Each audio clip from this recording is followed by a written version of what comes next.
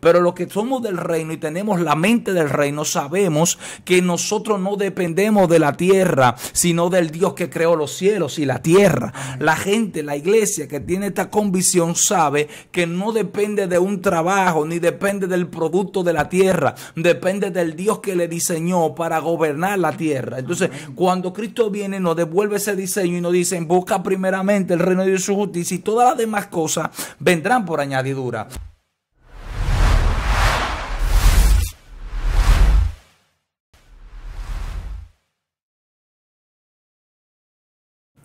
Que Dios me le bendiga, mis amigos de YouTube. Yo soy Jerison Cabrera y hoy tenemos una secuencia de nuestro estudio El arrebatamiento de la iglesia. Este es su segmento Impactando Corazones. Hoy te invito a que no te apartes. Si estás ahí, te invito a que no te muevas, porque hoy venimos con algunos datos muy interesantes. Nuestro hermano y amigo Edras Pinales, el cual él también se va a presentar para los que no lo conocen. Y yo sé que esto está interesante, así que no te muevas y vamos a gozarnos. Guerrero, Dios te bendiga. Que bendiga, mi hermano. Aleluya. Para mí, como te dije la otra vez, un placer estar por aquí nuevamente, compartir con cada una de las personas que pueden vernos a través de esta plataforma y traer una palabra de parte de Dios. Hoy seguimos el tema, seguimos en esta oportunidad hablando de por qué la iglesia no jugará ningún rol importante en la gran tribulación. Pues es una ejecución de lo que yo te decía anteriormente, es parte de lo que es la ira de Dios, el día de Jehová grande y temible. ¿Quién será que podrá soportarlo en pie si ya la iglesia para ese momento no estará pasando por la gran tribulación? Hoy traigo unas verdades fundamentales, importantes, que es preponderante que la iglesia conozca y sepa. Pues muchas veces nosotros tenemos el concepto de que no pasaremos por la gran tribulación, pero no sentamos las bases fundamentales para evadir las falsas doctrinas y las corrientes filosóficas que se levantan en contra de esa gran esperanza y principio de la palabra de Dios. Es importante que hoy nos adentremos al tema. Muy importante. Yo sé que muchas personas están ahí, están mirando y están diciendo: Frécome, este es el momento de yo agarrar mis apuntes, mi mascota, mi lapicero y empezar a anotar lo que hoy se va a enseñar. Así que te invito a que sigas ahí conectado con nosotros, porque este tema está poderoso. Así que vamos a fluir, ministro.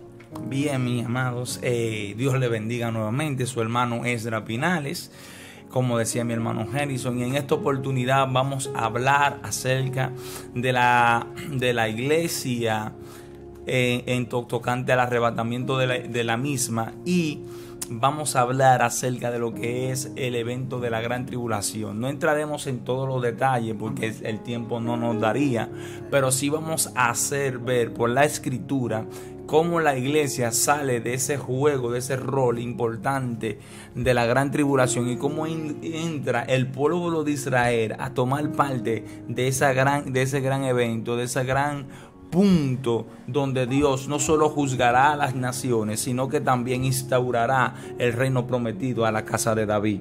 Vamos a hablar acerca de eso y vamos a verlo por la palabra de Dios, de qué manera en Apocalipsis a Juan se le da la visión y se le da la revelación de estas cosas. Algo importante es que Jerison, muchas veces la iglesia desconoce las profundidades, no solo del arrebatamiento de la iglesia, sino también de la gran tribulación, los eventos acerca del fin, porque le tiene miedo exactamente al libro de Apocalipsis. Sin embargo, el libro más grande de la Biblia en cuanto a la promesa futura de la iglesia es el libro de Apocalipsis. Apocalipsis incluso se ha llamado por muchos teólogos el libro de las esperanzas, o el libro de la esperanza futura. Para otros es el final. Apocalipsis representa el final de los tiempos, etcétera, etcétera. Pero en el contexto en el que se encuentra esto, es la victoria del Dios omnipotente sobre el reino de la tiniebla y sobre aquellos que no han decidido obedecer a la palabra. Yo voy a utilizar una base que no se encuentra directamente en Apocalipsis, pero sí en Tesalonicenses. Según de Tesalonicenses, lo tocamos en el video anterior, pero volveremos a tocarlo en este punto como base fundamental, ya que aquí está de manera sintética el resumen de lo que será este acontecimiento antes de la segunda venida. Segunda de Tesalónicas, capítulo 2. Leemos en el nombre del Padre, del Hijo y del Espíritu Santo. Amén. Dice así la misma. Pero con respecto a la venida de nuestro Señor Jesucristo y nuestra reunión con Él, os rogamos, hermanos, que no os dejéis mover fácilmente de vuestro modo de pensar, ni os conturbéis, ni por espíritu, ni por palabra, ni por carta, como si fuera nuestra, en el sentido de que el día del Señor está cerca. Nadie os engañe en ninguna manera, porque no vendrá sin que antes venga la apostasía y se manifieste el hombre de pecado, el hijo de perdición, el cual se opone y se levanta contra todo lo que se llama Dios o es objeto de culto, tanto que se sienta en el templo de Dios como Dios, haciéndose pasar por Dios. No os acordáis que cuando yo estaba todavía con vosotros os decía esto, y ahora vosotros sabéis lo que lo detiene, a fin de que a su debido tiempo se manifieste, porque ya está en acción el ministerio de la iniquidad, solo que hay quien al presente lo detiene, hasta que él a su vez sea quitado de en medio. Y entonces se manifestará aquel inicuo, a quien el Señor matará con el espíritu de su boca y destruirá con el resplandor de su venida. Amén. Padre celestial, te damos gracias por este día. Gracias, Señor, porque una vez más nos das el privilegio de poder compartir tu palabra en este día. Señor, te pedimos que tú nos dirijas en todo, que tu Espíritu Santo esté en medio nuestro, guiándonos a toda justicia y a toda verdad. Sin ti es imposible, Espíritu Santo, que esta enseñanza pueda ser impartida y bendecir las vidas. Por eso te pedimos que tú estés en medio, guiándonos, Señor, y llevándonos a través de tus verdades, a través de tu palabra, para bendecir corazones, en el nombre poderoso de Jesús. Amén. Haciendo un recuento de lo que hablábamos anteriormente tocante a este pasaje, que es bastante interesante, pues aquí el Señor utiliza el apóstol Pablo para hablarle a la iglesia tesalónica, no tocante al punto de realmente el arrebatamiento de la iglesia, porque el enfoque de Pablo aquí en este pasaje es más bien enfocarle a la iglesia tesalónica tocante a la segunda venida. Lo mismo que sucede cuando entramos a Mateo 24. La gente cree que el objeto de Jesucristo aquí es enseñar acerca del arrebatamiento de la iglesia, cuando los discípulos realmente están preguntando acerca de la venida del Señor y qué señales habrán antes de que Él venga. Lo interesante es que dentro de ese mismo contexto el Señor Jesucristo da respuesta a lo que es el arrebatamiento de la iglesia, lo que es el levantamiento de la iglesia. Y tocante a este punto, que para muchos todavía sigue siendo un misterio, pues a través de la vida y a lo largo de la Biblia no hay un texto, un versículo que te diga claramente que la iglesia será arrebatada, será raptada por el Señor Jesucristo. Pues automáticamente hoy en día hay disputas y cierta discrepancia entre grandes teólogos y gente que estudiamos la palabra de Dios. Cosas, Harrison, que cuando nosotros hacemos un análisis a nivel bíblico y teológico, quizás haya diferencia y disputa, pero en cuanto a la fe no hay discrepancia, porque todos servimos a un mismo Señor Jesucristo y todos creemos de que un día Él vendrá por su pueblo. Lo que pasa es que unos pensamos antes y otros piensan posterior a. Entonces, tocante a lo que dice aquí el apóstol Pablo acerca de la venida del Señor y las señales que preceden a estas, él habla tocante a lo que es la manifestación del anticristo. Él dice que antes de que Jesús venga en su segunda venida, primero tiene que manifestarse el hombre inicuo, pero dice que al presente hay algo que detiene al hombre inicuo, que no deja que éste se manifieste. Hasta que éste a su vez sea quitado de en medio, entonces él no puede manifestarse. Pero cuando tú te metes a Romanos capítulo 11 y sigues la secuencia de lo que el apóstol Pablo habla acerca de la plenitud de los gentiles, que empieza en el capítulo 9 de Romanos hasta el capítulo 11, interesantísimo capítulos que me gustaría que las personas que pueden vernos lo lean con detenimiento o lo escudriñen y lo estudien, porque sacarán una buena enseñanza aquí. En el capítulo 11 el apóstol Pablo dice que Dios no puede empezar su plan maravilloso que tiene con el pueblo de Israel hasta que no entre la plenitud de los gentiles.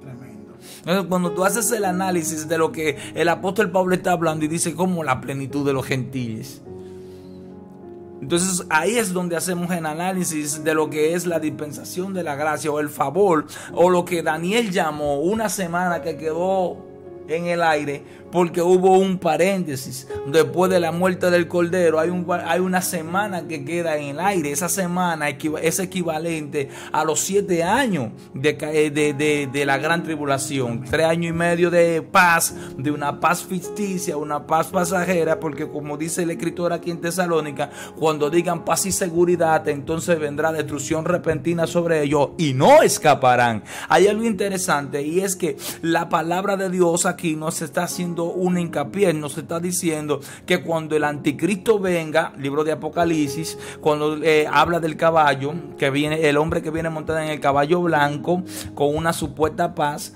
parecido a Jesucristo, porque Jesucristo vendrá en un caballo blanco, pero la diferencia es que es la paz de esta y el reino de este es momentáneo, es pasajero. Sin embargo, el reino de Cristo y el reino que Cristo promete es el eterno, o sea, es eterno, permanece para siempre. Nota que Pablo está diciendo aquí, si el Espíritu Santo, la plenitud de los gentiles no es quitada de en medio, entonces el anticristo no puede manifestarse, porque hay una obra, hay una labor que Dios está realizando con su pueblo. Y hay algo interesante, y es que cuando hablamos del misterio de la iglesia, el apóstol Pablo hace referencia a este misterio en Efesios 5 y dice, grande es este misterio.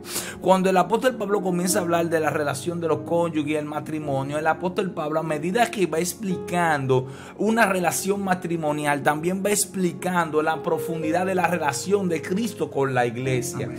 Y hay algo interesante, y es que en el versículo 30 y del capítulo 5 de Efesios 30-32, el apóstol termina diciendo, grande es este misterio del matrimonio que se conecta con Cristo, pero yo digo esto tocante a Cristo y la iglesia. O sea, el apóstol está hablando que así como el Cristo y la iglesia son uno, se han unido por medio del vínculo del sacrificio y del pacto eterno que Cristo hizo con la iglesia. De la misma manera, el matrimonio tiene esa hegemonía, dándonos a nosotros a entender algo interesante, que todo esposo no quisiera ver a su esposa pasar por un tormento como será el de la gran tribulación, y él gozando allá arriba, dando a entender que donde está el esposo tiene que estar la esposa. Dos puntos interesantes, que también el apóstol Pablo aquí en Efesios nos habla en el capítulo 4 y nos dice, Cristo es la cabeza, la iglesia es el cuerpo.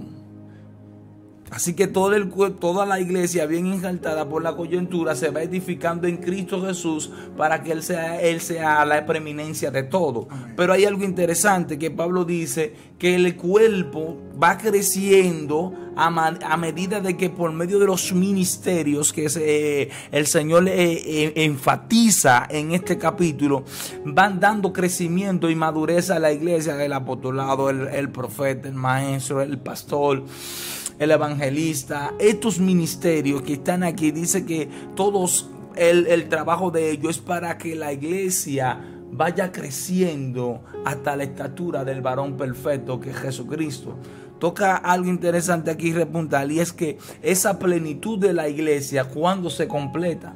Se completa exactamente cuando la iglesia sea arrebatada, porque esto mortal nunca deja de ser pecaminoso, esto carnal nunca deja de apelar por los designios de la carne, porque fue creado para vivir en lo terrenal. El cuerpo terrenal fue tomado del polvo de la tierra porque su diseño era para gobernar la tierra, pero por el pecado ha sido torcido y automáticamente, en vez del hombre gobernar la tierra, se ha hecho esclavo de la tierra, que cree que para poder subsistir depende del suministro de lo que lo produce la tierra.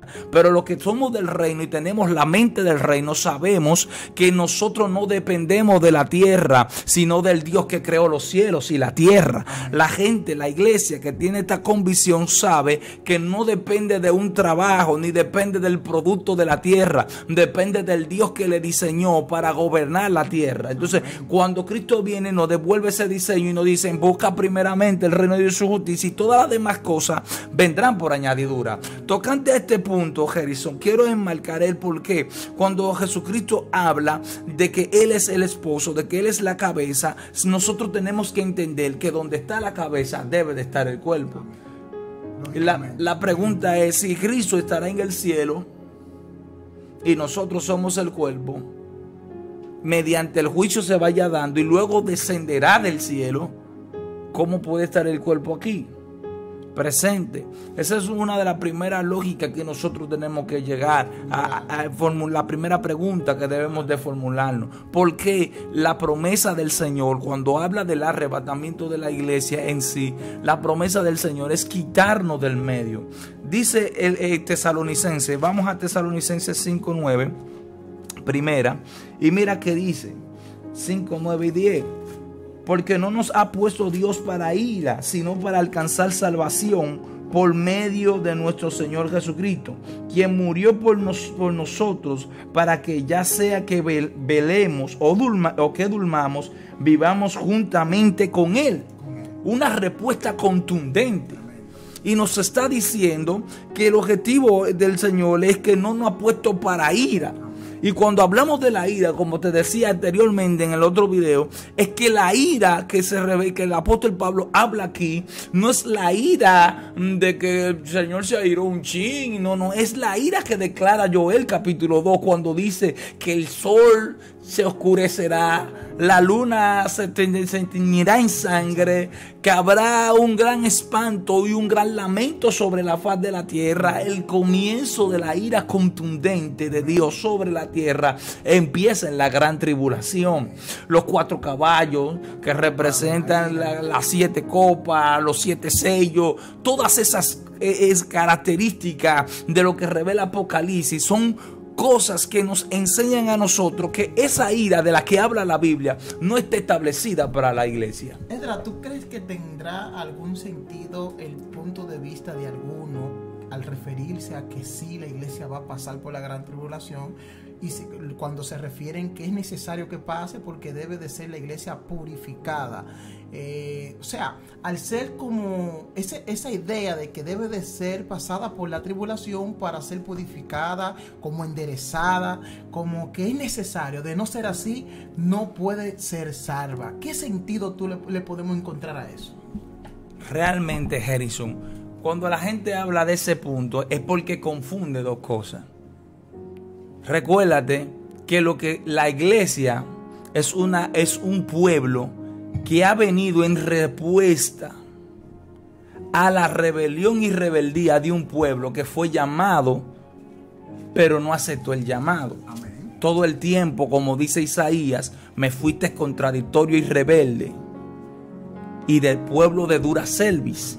Nota algo interesante, que la gran tribulación sí es para revelar y enderezar al pueblo de Israel, pues no ha querido aceptar la imagen del Dios hecho carne, pues la han visto como una imagen débil. Sí. Pues esperaban un rey que viniera a instalar el reino que te estoy hablando y gobernara y acabara con la opresión y librara al pueblo de la cautividad, pero viene un rey montado en un pollino, un rey humilde y sencillo, y en vez de ser el que derroque los imperios es un imperio romano combinado con el mismo pueblo de Israel que le lleva a la cruz del Calvario y muere como cualquier otro mortal.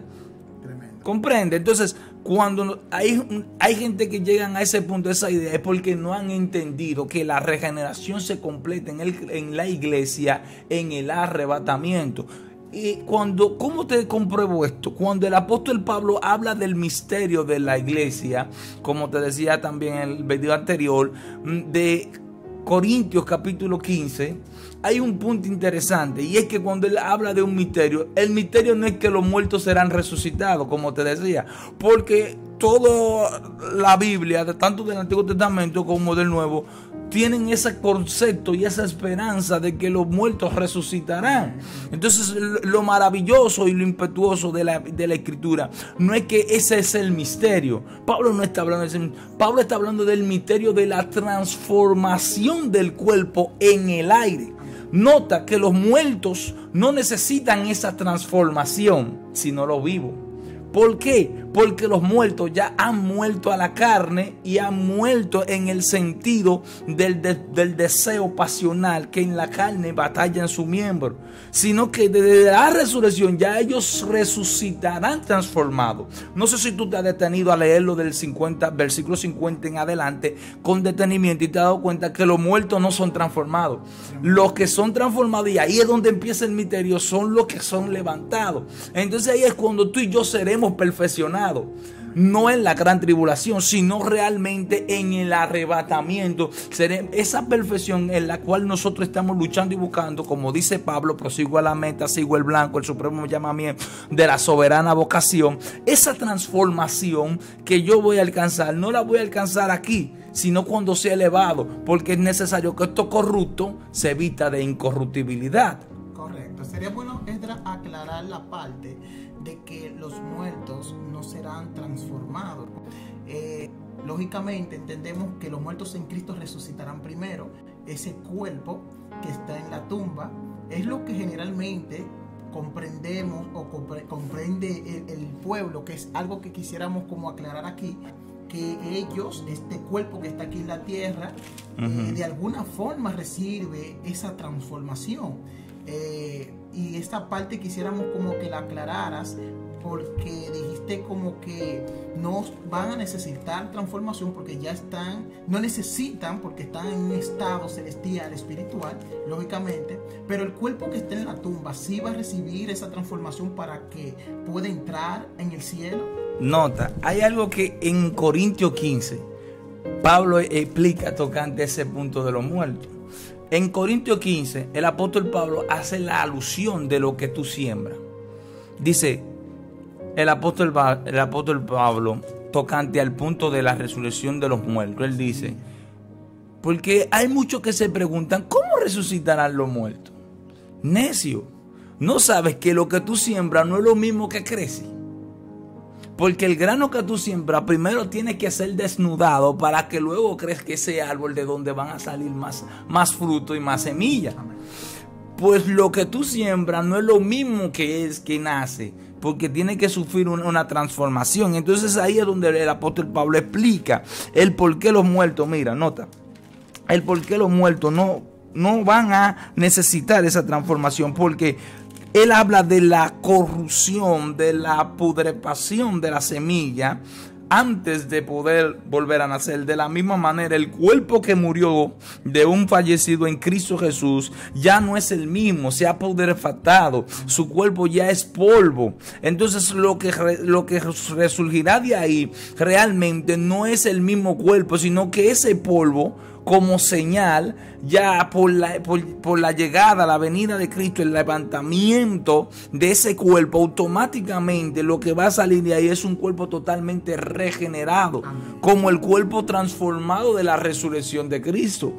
Tremendo. O sea que no es que esas personas, ciertamente, como tú explicas, los que van a resucitar en Cristo, los muertos en Cristo, ese cuerpo no es el mismo cuerpo prácticamente, sino que ya inmediatamente por default habrá una regeneración ahí, que inmediatamente desde que el alma caiga o se fusionen el alma con este cuerpo que sea un polvo, o sea que sea un pedacito que quede, ya ahí habrá una transformación automáticamente. Un cuerpo totalmente diferente al que sepultaron. Correcto. Si usted te fuiste con un pie mocho, tú no vas a resucitar con un pie mocho. Amén. Si te fuiste con un ojo tuerto, no vas a resucitar con un ojo tuerto, porque hay una transformación. Es como el árbol. La semilla que tú sembraste no es lo mismo que tú ves cuando ves el árbol. El árbol es totalmente diferente a una simple semilla que sembraste, que es a lo que Pablo hace alusión. Y tocante a esto dice en el versículo 50, mira lo que dice, porque esto digo, hermanos, que la carne y la sangre no pueden heredar el reino de Dios, ni la corrupción hereda la incorrupción. He aquí os digo un misterio, no todos dormiremos, pero todos seremos transformados en un momento, en un abrir y cerrar de ojos, a la final trompeta, porque se tocarán trompetas, ¿verdad? Y los muertos en Cristo hoy resucitarán incorruptibles. Ve, resucitarán incorruptibles. No es con el cuerpo de corrupción con el que ellos murieron. Ellos van a resucitar, pero incorruptibles. Ya es el árbol, no es la semilla. Ya la semilla se desvaneció. Ahí lo que hay es una promesa de que murió un evangélico, y ese evangélico tiene promesa de resurrección. Tremendo. Pero ese cuerpo que va a resucitar de ahí es el bello. O sea que si yo me muero y me muero feíto como estoy ahora, no me esperen que yo no voy a salir igual. Voy a estar transformado, amados. Entonces, lo que se van elevando, sí van en el aire recibiendo esa regeneración, ese cambio, porque el cuerpo está vivo y tiene que morir. Amén. En el aire, ir segregándose y recibiendo ese cambio. Es como la transfiguración de Jesús. Amén. Cuando los discípulos ven la transfiguración de Cristo, la gloria que invadió el cuerpo de Jesucristo era tan grande, era tan fuerte, que estaba tan dislúcido que los discípulos estaban perplejos al ver que esa misma gloria era la que envolvía a Elías y a Moisés. Tremendo. Nota que esa gloria que envolvía a Elías y a Moisés, dice la palabra que a ellos lo envolvía, pero de Cristo salió de dentro hacia afuera. Por eso la palabra griega que se utiliza ahí, transfiguración. La transfiguración no es lo mismo que la transformación. La transfiguración es la regeneración que empieza desde lo interno hacia afuera. ¿Comprende? El cambio viene de adentro. Es un trance.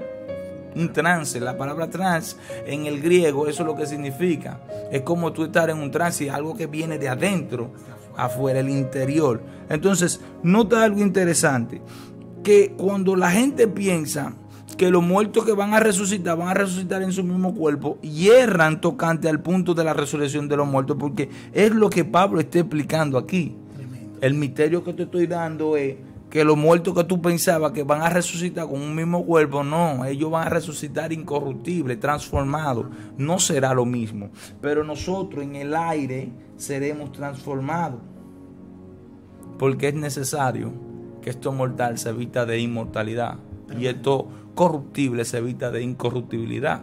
Entonces será completa la frase o el texto que dice: se olvida la muerte en victoria.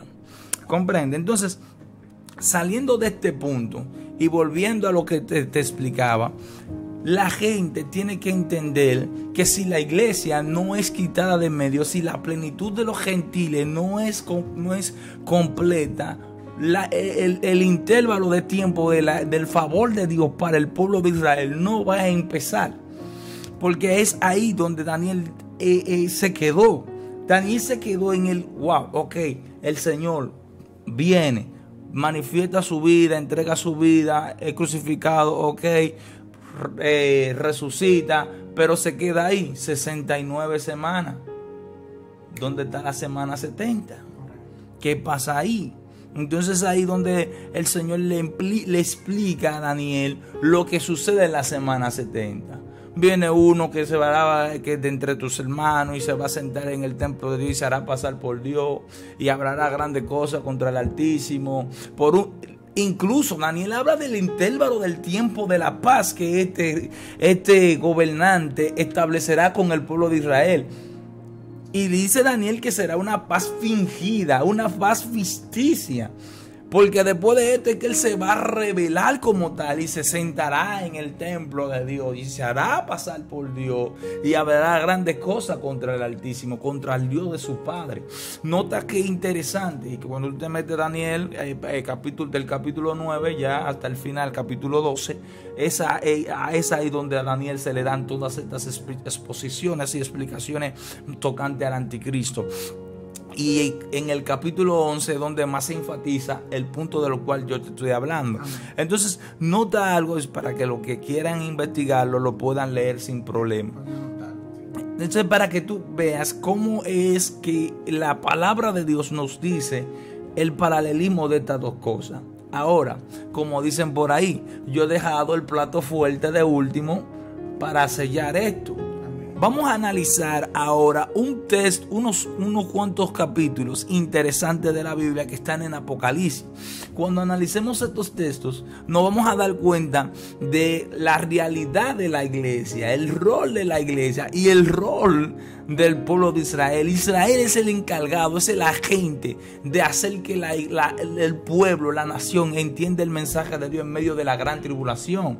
Son los 144,000 sellados que se encargarán de predicar el evangelio, pues la iglesia ya no estará aquí. Habrá un despertar judío y ese despertar judío provocará, incluso dice la escritura en el mismo Apocalipsis, que la eficacia de esos predicadores será la mejor que la que nosotros tuvimos.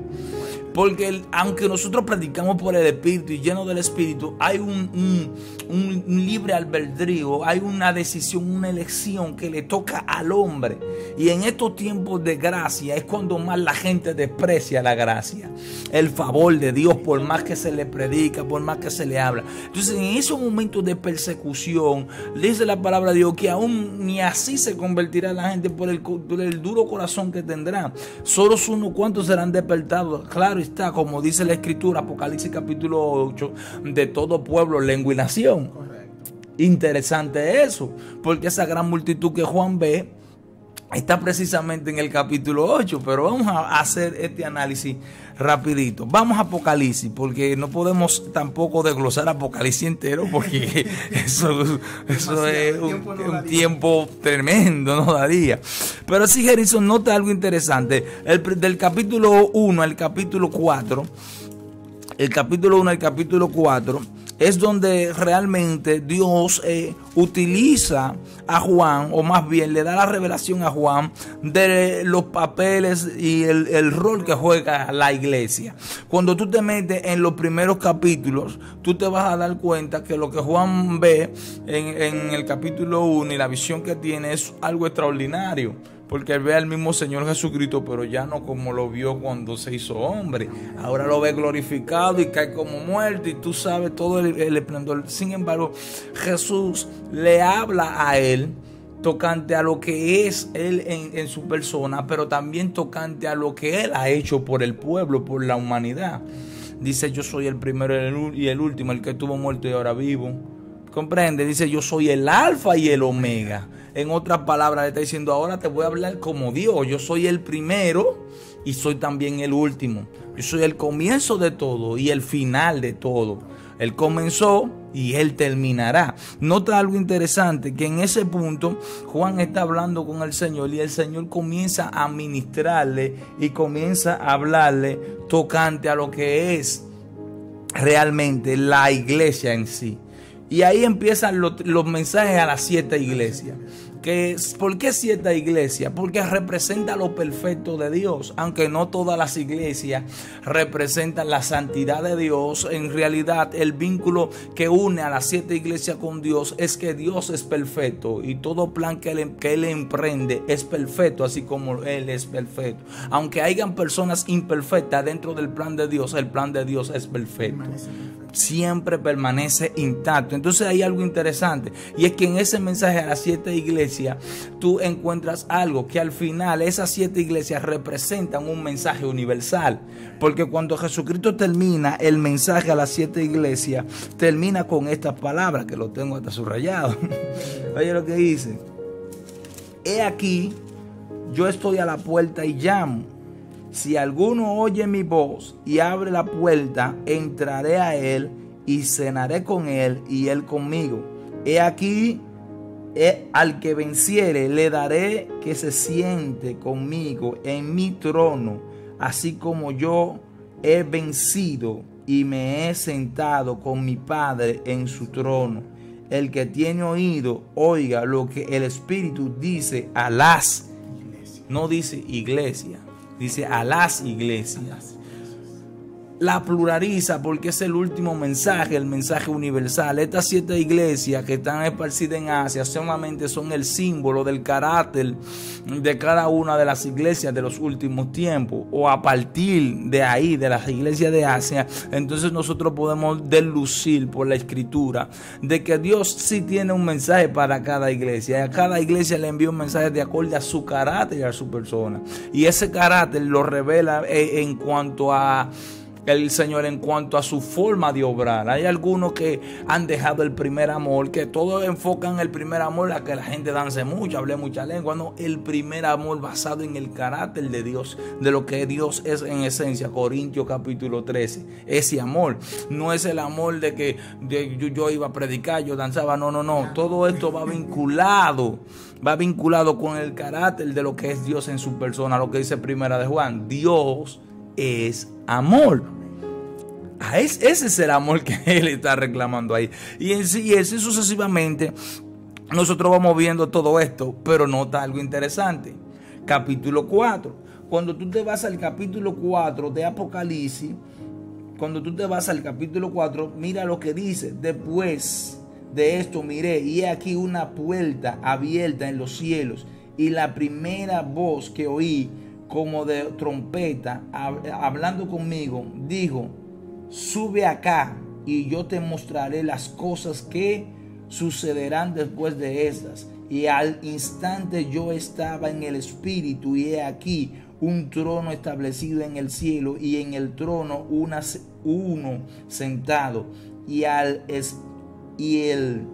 aspecto del que estaba sentado era semejante a piedras de jaspe, de cornalina, y había alrededor del trono un arco iris semejante en aspecto a la esmeralda, y alrededor del trono había 24 tronos, y vi sentado en los tronos a 24 ancianos, vestidos de ropas blancas, con coronas de oro en su cabeza, y del trono salían relámpagos y truenos y voces, y delante del trono ardían 7 lámparas de fuego, las cuales son los 7 espíritus de Dios. Y delante del trono había como un mar de vidrio semejante al cristal, y junto al trono y alrededor del trono 4 seres vivientes llenos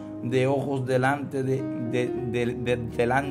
y detrás. El primer ser viviente era semejante a un león, y así sucesivamente, hasta describir lo que Ezequiel ve en el río Quebal, allá en el libro de Ezequiel capítulo 3 y capítulo 10, que es tocante a la gloria perpetua que ve Ezequiel de Dios. Todos estos 4 seres vivientes representan la gloria o la omnipotencia de Dios. León representa reino, representa poder, representa fuerza. Búfalo representa la omnipotencia de Dios. El águila representa la visión, y así sucesivamente. La cara de hombre representa la omnisciencia, la sabiduría de Dios. Cuando hablamos aquí tocante a esto, nota algo interesante, y es que cuando el Juan termina su visión terrestre con la iglesia, va al cielo. Amén. Y lo que ve en el cielo es interesantísimo, porque ve un trono, pero después ve 24 tronos. Y los que se sientan en esos 24 tronos son redimidos. Porque recuérdate que en el capítulo 5, estos 24 ancianos que están sentados en trono rinden su corona delante de Dios y dicen que son redimidos. ¿Redimido de qué? Redimido porque han sido lavados con la sangre de Cristo. Entonces, cuando tú terminas estos capítulos, que a partir del capítulo 6, que es donde comienzan los juicios de Dios sobre la faz de la tierra, tú vas a encontrar algo interesante, que nunca jamás en Apocalipsis, hasta el capítulo 22, otra vez se menciona la palabra iglesia.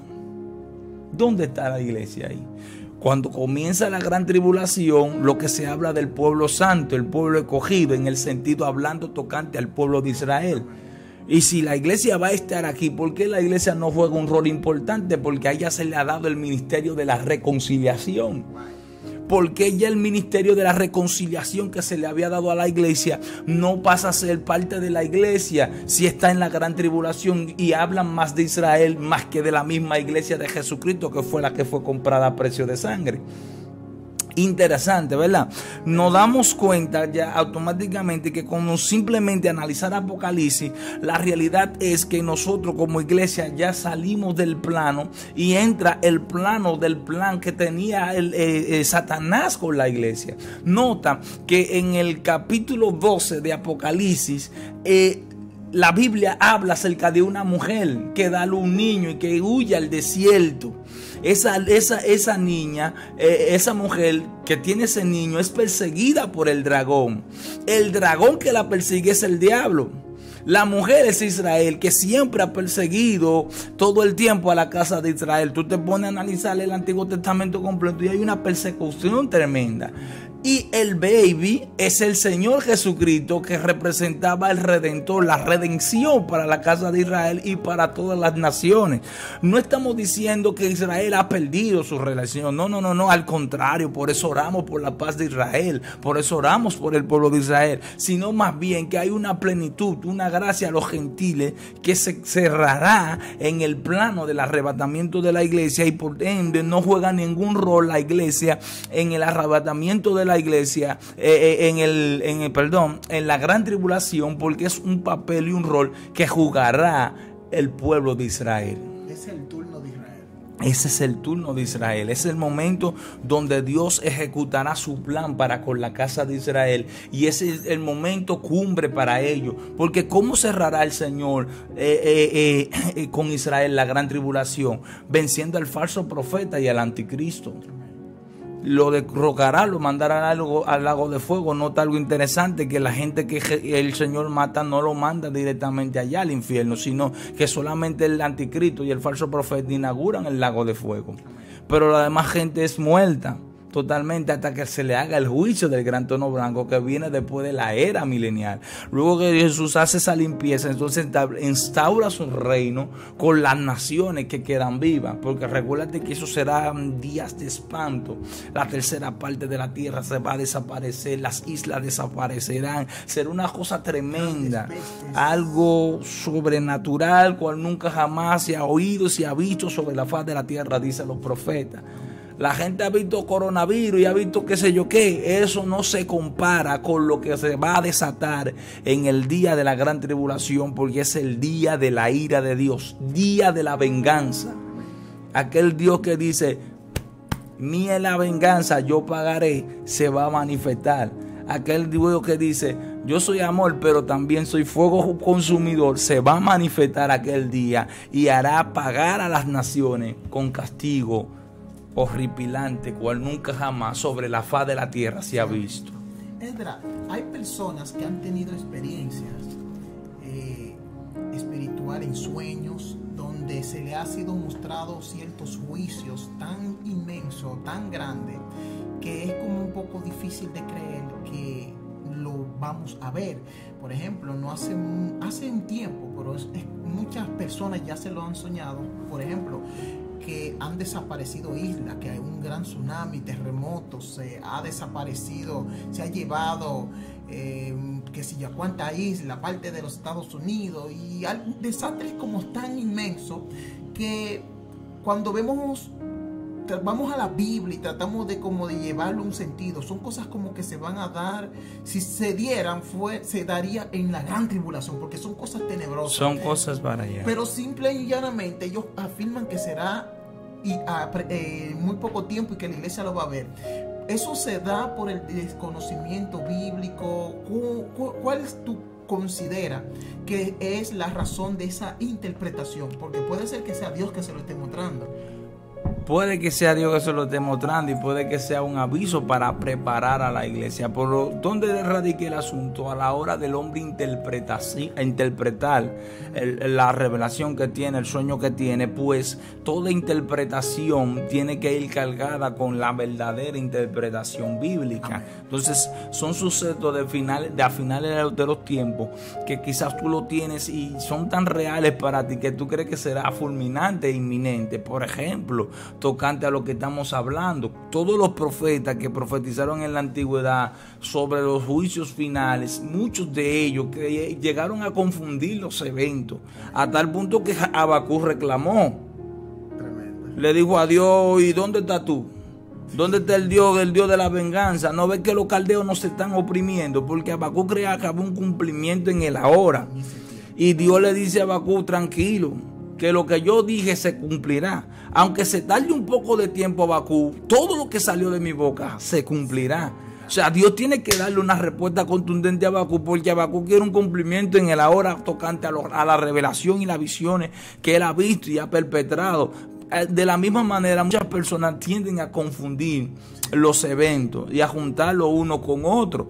¿Por qué? Porque no han llegado al análisis bíblico y al orden de la secuencia de las cosas, del por qué Dios nos muestra las cosas y para qué tiempo realmente estarán perpetradas esas cosas. Por eso Daniel fue sabio y le dijo: Señor, dame el tiempo. ¿Para qué época?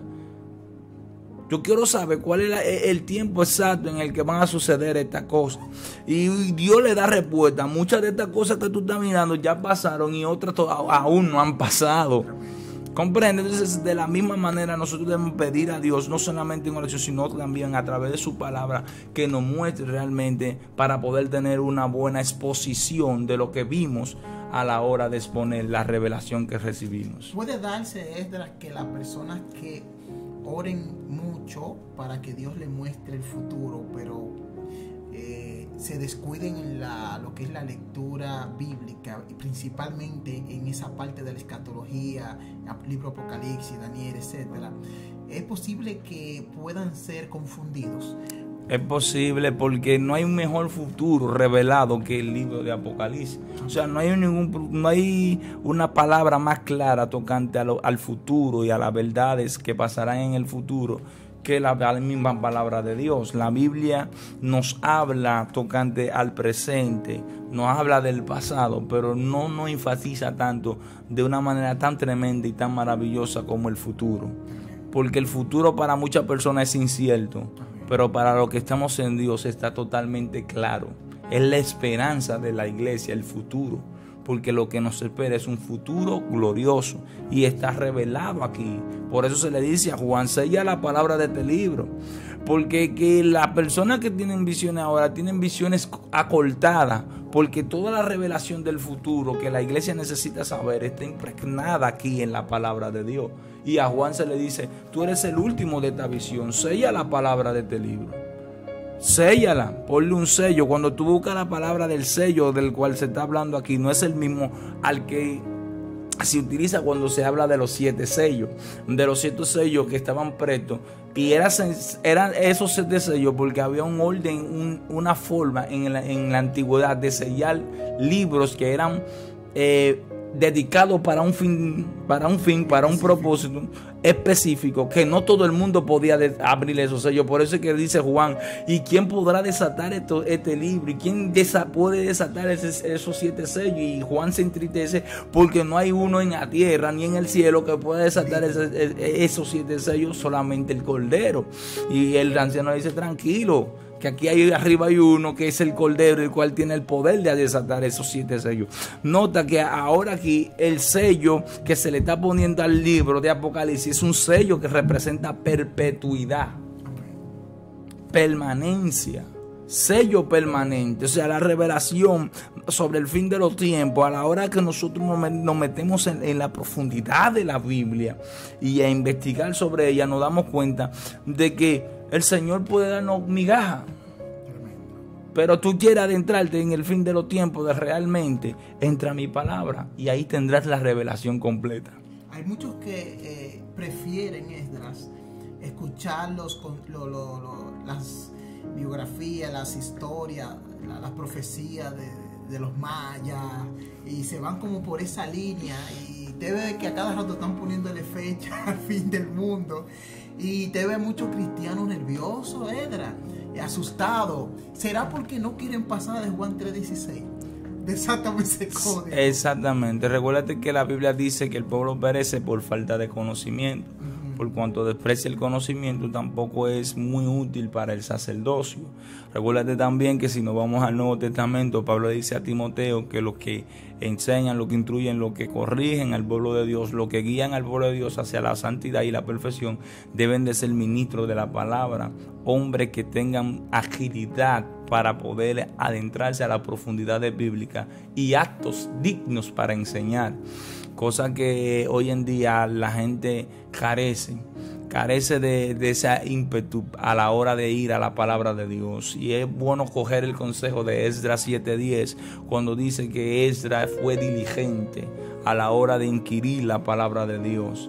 O sea, no simplemente es tú querer conocer a Dios, es tú hacer la diligencia, ser atento a la hora de ir a la palabra de Dios y querer saber los misterios que esta misma esconde dentro de sí mismo. Tremendo. Verdaderamente que si seguimos, cuando viene a ver, amanecemos aquí porque mucho material hay.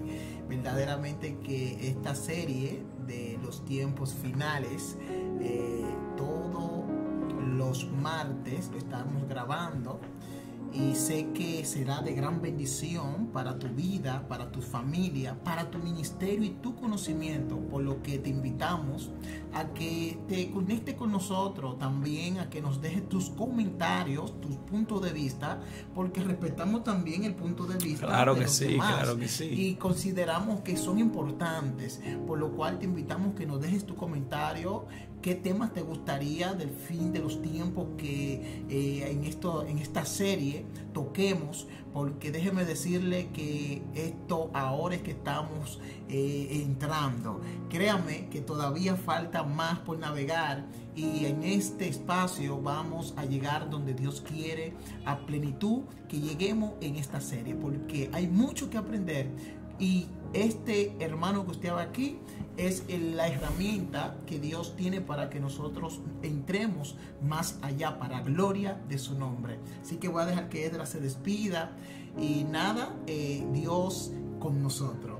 Amén. Dios le bendiga, mis amados hermanos. Para mí fue un inmenso placer el poder compartir con ustedes otra vez la palabra de Dios.